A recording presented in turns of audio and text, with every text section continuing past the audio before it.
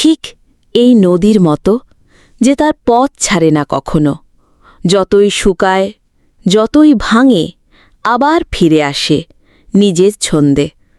ভালোবাসাও তাই, হারিয়ে যায় না, কেবল রূপ নেয় নতুন প্রবাহে, কখনো চোখের জলে, কখনো কারো চিঠির খামে, আবার কখনো কারো নীরব অপেক্ষার হাসিতে।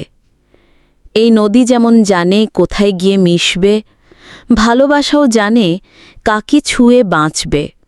হয়তো শরীর থাকবে না, তবুও অনুভব থাকবে, গল্প থাকবে, ইতিহাস হয়ে থাকবে।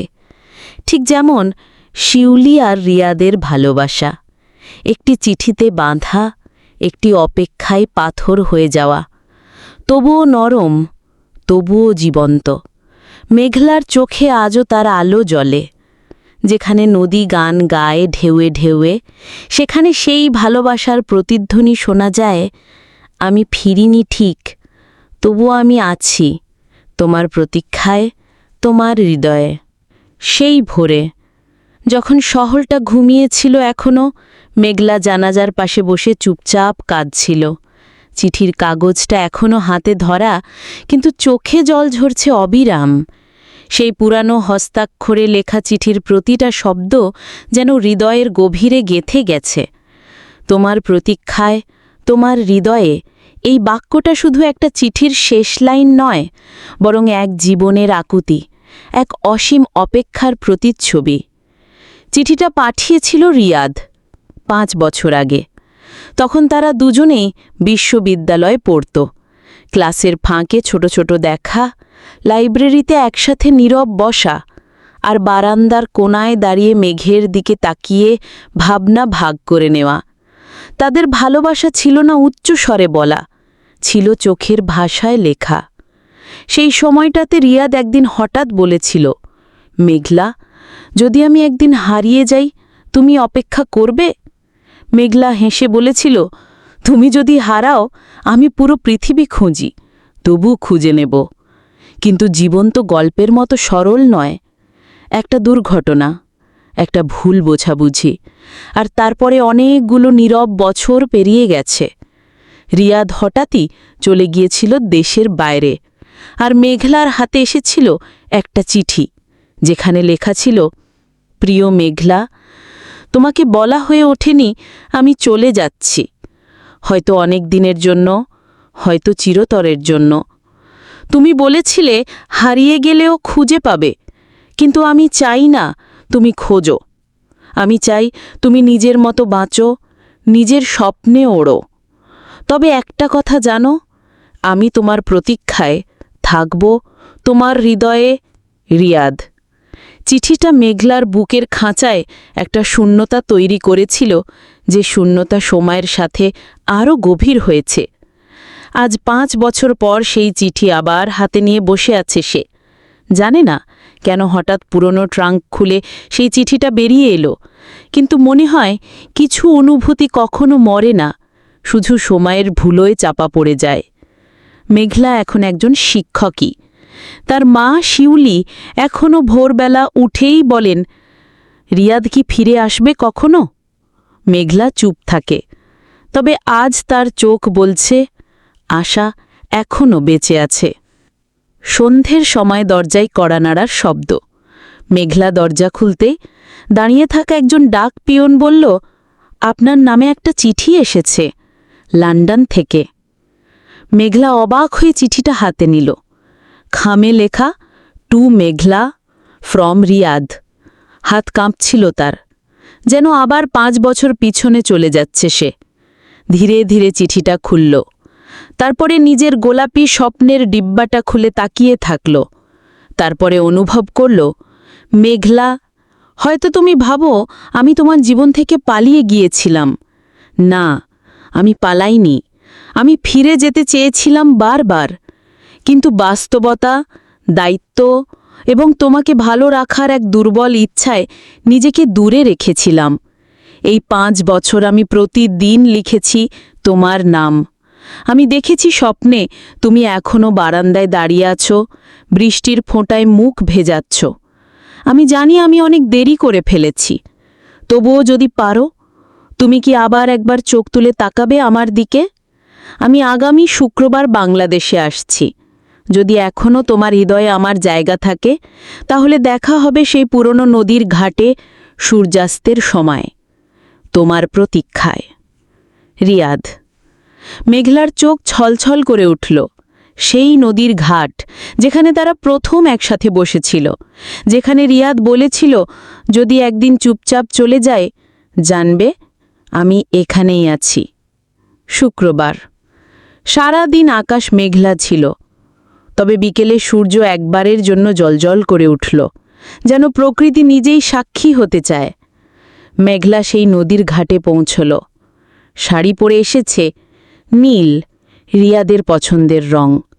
সে জানে না রিয়াদ সত্যি আসবে কিনা, তবে তার মন বলছে এই অপেক্ষার একটুখানি আলো আছে। হঠাৎ নদীর পাড় ধরে একজন এগিয়ে এলো, ধীরে ধীরে, মুখে দাড়ি, চোখে ক্লান্তি, কিন্তু হাসিটা সেই আগের মতোই। রিয়াদ। মেঘলা দাঁড়িয়ে রইল, কিছু বলল না, শুধু চেয়ে রইল। রিয়াদ এসে সামনে দাঁড়িয়ে বলল, আমি ফিরেছি। দেরি করে ফেলেছি জানি, কিন্তু এখনও কি জায়গা আছে তোমার হৃদয়ে? মেঘলা চোখে জল নিয়ে বলল, তুমি আমার হৃদয়ে ছিলে, আছো, থাকবে। তুমি যে প্রতীক্ষায় ছিলে, আমি তো সেই অপেক্ষাকেই জীবন করে তুলেছি। রিয়াদ ধীরে ধীরে হাত বাড়িয়ে দিল। মেঘলা হাত রাখল তাতে।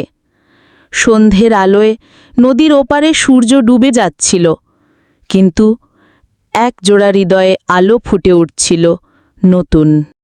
একজোড়া হৃদয়ে আলো ফুটে উঠছিল নতুন। বছরের পর বছর যে আলো নিভে গিয়েছিল অভিমানে, সময়ের ধুলায় ঢাকা পড়ে গিয়েছিল ভালোবাসার সব স্বপ্ন, সেই আলো যেন হঠাৎ ফিরে এলো এক অজানা স্রোতে ভেসে। নদীর ধারে বসেছিল মেঘলা। হাতের কাগজটা এখনো ভেজা, কিন্তু চোখের জলে নয়। এই প্রথমবার সে হাসছিল। দীর্ঘ সময় পর তার মুখে এমন হাসি ফুটেছে যেন সে আবার মেজে উঠেছে। তার পাশেই বসেছিল রিয়াদ, যাকে হারিয়ে ফেলেছিল একটুখানি দেরিতে বলা শব্দের কারণে। তুই জানিস, আমি কখনো ভাবিনি তুই আসবি, মেঘলা বলল ধীরে। রিয়াদ তাকালো তার দিকে। চোখে ছিল না কোনো অভিমান, ছিল না কোনো প্রশ্ন, কেবল শান্ত একটি চাহনি। জানি না কেন, কিন্তু আমি জানতাম তুই এখানে থাকবি, রিয়াদ বলল। সেই নদীর পাড়, যেখানে তারা কলেজ জীবন শেষ হবার পর শেষবার দেখা করেছিল, আজও ঠিক আগের মতোই ছিল। শুধু সময় বদলেছে, মানুষ বদলেছে, কিন্তু সেই স্মৃতি, সেগুলো ঠিক আগের মতোই রয়ে গেছে। ফ্ল্যাশব্যাক 5 বছর আগে। কলেজের শেষ দিন। রিয়াদ, যদি কখনো তোকে খুঁজে না পাই, তাহলে কি তুই কখনো ফিরে আসবি? মেঘলার চোখে জল। তুই যদি ডাকে, আমি আসব, রিয়াদ বলেছিল নিশ্চিন্তভাবে। কিন্তু সেই ডাক আর কখনো পৌঁছয়নি, বা হয়তো পৌঁছেছিল, কিন্তু রিয়াদের কান পর্যন্ত নয়, মন পর্যন্তও নয়। তারা দুজনেই ব্যস্ত হয়ে গিয়েছিল জীবনের ভিন্ন পথে। মেঘলার পরিবার তাকে নিয়ে চলে গিয়েছিল চট্টগ্রামে। বাবা হঠাৎ অসুস্থ হয়ে পড়েছিলেন, আর সে সময় রিয়াদের চিঠিটা পড়ে ওঠার সুযোগই হয়নি। আর রিয়াদ, সে ঢাকা থেকে চাকরির জন্য বিদেশ চলে যায়। জীবনের ঝড়ঝাপটা তাকে করে তোলে আরও কঠিন, কিন্তু এক কোণে তার মনে ছিল একটা অসমাপ্ত প্রশ্ন, যে সে কি কখনো ফিরে তাকাবে। বর্তমান। নদীর ধারে। সন্ধ্যের আলো ধীরে ধীরে মিশে যাচ্ছে গাঢ় নীল অন্ধকারে। পেছনে একটি পুরনো ব্যাগ থেকে রিয়াদ বের করল একটি চিঠি, ধূসর খামে মোড়া, পুরনো কিন্তু অমূল্য। তোর লেখা, রিয়াদ বলল। এই চিঠিটা আমি অনেক পরে পেয়েছিলাম। মেঘলা অবাক হয়ে খামটা হাতে নিল। এইটা আমি তোকে পাঠিয়েছিলাম যেদিন চলে যাচ্ছিলাম। হ্যাঁ, কিন্তু আমার মায়ের হালকা স্ট্রোক হয়েছিল, তাই আমি ঢাকা ছেড়ে যাই সেদিনই। বাসা পাল্টে ফেলেছিলাম। চিঠিটা আমার হাতে পৌঁছাতে 5 বছর লেগে গেল। তাই বুঝি তুই আসিসনি? মেঘলার চোখ জলে ভিজে উঠল। তুই জানিস, আমি ভেবেছিলাম তুই ভুলে গেছিস আমাকে। ভুলে যাওয়া এত সহজ? মেঘলা বলল। যে মানুষটা আমার প্রথম কবিতা ছিল, তার নাম কি মুছে ফেলা যায়? দুই চোখে চোখ মেলে তারা তাকিয়ে রইল অনেকক্ষণ, যেন চোখে চোখে বলা হয়ে গেল হাজারটা না বলা কথা। রিয়াদের মনে 5 বছর, প্রতিদিন সকালে ঘুম ভাঙার পর সে ভাবত আজ কি মেঘলা ফোন দেবে, বা হয়তো সে ভেবে নিয়েছে রিয়াদ নিজেই তাকে ভুলে গেছে।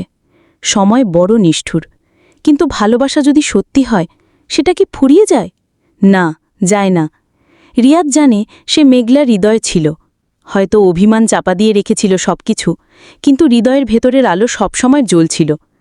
আজ এতদিন পর সেই আলো আবার জ্বলে উঠেছে মেঘলার মনে।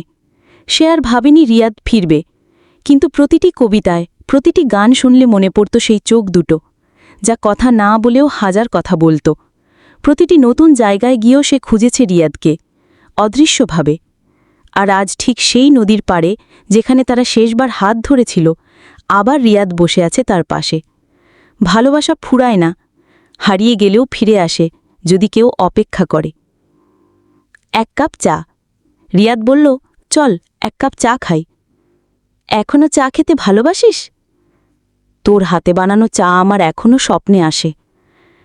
তাহলে চল, আজ আমি নিজে বানিয়ে খাওয়াই। তারা উঠল, হেঁটে গেল সেই পুরনো দোকানের দিকে যেখানে বসে একসময় স্বপ্ন বোনা হতো। দোকানটা নতুন রঙে রাঙানো, কিন্তু মালিক সেই পুরনো কাকা। রিয়াদ, তুমি তো বিদেশ চলে গিয়েছিলে, এখন? ভালোবাসার খোঁজে ফিরে এসেছি কাকা। বুঝেছি বুঝেছি, কাকা হাসলেন। চায়ের কাপ হাতে নিয়ে মেঘলা বলল, এই 1 কাপ চায়ে আজ আবার নতুন গল্প শুরু হোক। রিয়াদ বলল, তুই থাকলে প্রতিটি দিনই গল্প হবে। শেষ দৃশ্য। সূর্য ডুবে গেছে, আকাশে উঠেছে তারা। নদীর পানি কাঁপছে হালকা বাতাসে। তারা দুজনে নদীর দিকে তাকিয়ে বসে আছে। তুই কি আবার হারিয়ে যাবি? মেঘলা জিজ্ঞাসা করল। এইবার হারালে আমি নিজেকে খুঁজে পাব না আর, রিয়াদ বলল। তাহলে ঠেকো, আমিও আর হারাতে চাই না তোকে। একটা হাত ধরা পড়ল আর একটায়। না, কোনো নাটকীয়তা নয়, কেবল বাস্তবে ছোঁয়া। একজোড়া হৃদয়ের আলো ফুটে উঠছিল নতুন। সেই আলোয় আজ তারা পথ দেখছে একসাথে। অতীতের ভুল আর না বলা কথাগুলো পিছনে রেখে সামনে এগিয়ে চলেছে হাতে হাত রেখে। ভালোবাসা ফিরে এসেছে,